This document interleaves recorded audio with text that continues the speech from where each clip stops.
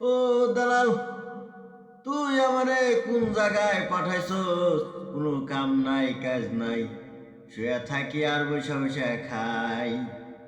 ও দালাল, তরে কি কমু আমি? তুই আমার নিজের মামু হইয়া এরম বড় একটা কষ্টের ভিতরে ফালাইছস। আমারে পাঠাবি ডুবাই, ডুবাই বিমানটা আইসা সৌদি আইসা পড়ছে। ও দালাল, তুই এত নিষ্ঠুর কেমনে হলি নিজের ভাগ্নারে? তুই এত বড় একটা বিপদে ফেলাইছস। ও দালাল, আমি তোরে অনেক বিশ্বাস করছিলাম, কারণ তুই এলো আমার মামু। সব আমি বিশ্বাস করে কি যে একটা গোয়া মারা খাইছি।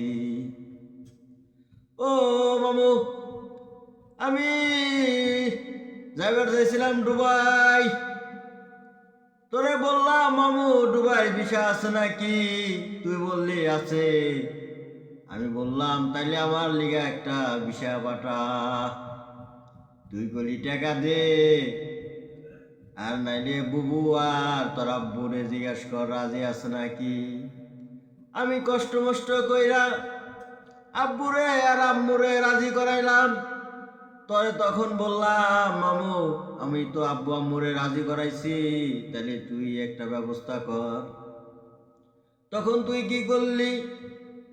রাজি করানোর পর তুই বললি যে 2 লাখ টাকা দে, আমি দেশে থাকতেই, আমি দুবাই থাকতেই ভিসার ব্যবস্থা কইরা নিয়ে যাই। তখন তুই কি করলি? 2 লাখ টাকা দিলাম তোরে। 2 লাখ টাকা নেওয়ার পরে আমারে বললি যে হ্যাঁ কয়দিন পরে আমি তোর কি বললি যে পাসপোর্ট করতে হইব, 2 দিনের ভিতরে পাসপোর্ট বার করলাম 12,000 টাকা দিয়া। তারপরে তুই বললি যে 3 দিন ট্রেডিং করতে হইব, 3 দিন ট্রেডিং করলাম। তারপরে তুই কি করলি যে এখনই টাকা লাগবো, তুই টাকার ব্যবস্থা করে হাতাহাতি মানুষের কাছ থেকে চাইয়া চিন্তাই না 2 লাখ টাকা তোরে দিলাম। তারপরে তুই কি করলি? তখন আমাকে একটা ভিসা পাঠাইলি নিজে বানাইয়া। তখন তো আমি বুঝতাম না যে তুই এত বড় খারাপ মানুষ। আগে যদি জানতাম তাহলে আমি তোর কাছে কোনদিনও ভিসার কথা কইতাম না। তখন তারপরে তুই ভিসা দিলি। 2 দিন পরে তুই আমার টিকিট দিলি, নভেম্বর মাসের 5 তারিখে ফ্লাইট। তখন আমি বললাম মামা তুই যে সব কিছুই করলি, তুই ফিঙ্গার দিলাম না, পুলিশ ক্লিয়ারেন্স করলাম না, মেডিকেল করলাম না। তোর যখন যদি এই কথা বলি তুই আমারে বলতি তুই এত পাকনামি করিস না। আমি বললাম যে ঠিক আছে মামা তুই যা কবি তাই।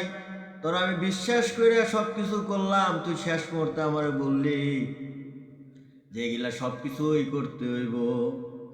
তখন আমি বললাম যে এগুলা কি করতে হইব? তুই বললি যে বেশ আপডেট হয়েছে, তোর ফিঙ্গার দিতে হইব, তোর মেডিকেল করতে হইব। হ্যাঁ, তারপর তুই আবার বললি যে ঠিক আছে সব কিছুই করতে হবে। আমি বললাম ঠিক আছে আচ্ছা আমি করবো। তো পুলিশ ক্লিয়ারেন্স করে এলাম।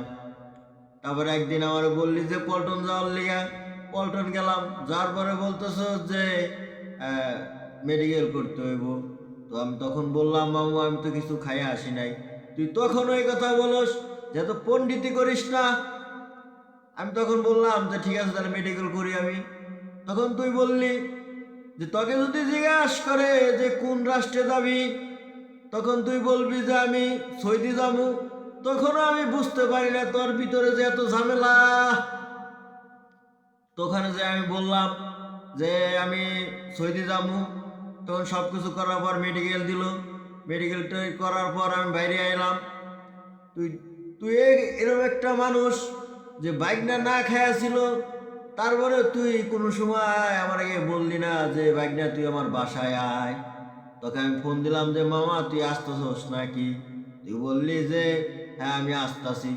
4টা বাজে যায় তুই আসস না, তখন ফোন দিছি মামা তুই আসবি না। তখন তুই বললি যে আমি এখন এখন আসতে পারবো না, তুই বাড়িতে চলে যা। তো ওখানে না খায়া না দেয়া বসে থাকার পরে আমি বাড়িতে চলে এলাম। 3 দিন পর আমার মেডিকেল রিপোর্ট দিল, বললো যে মেডিকেল ঠিক আছে। তখন বললাম ঠিক আছে আলহামদুলিল্লাহ। তুই 3 দিন পরে 5 দিনের মাথায় তুই আমার বললি তুই এখনই চলে আয় বনানীতে।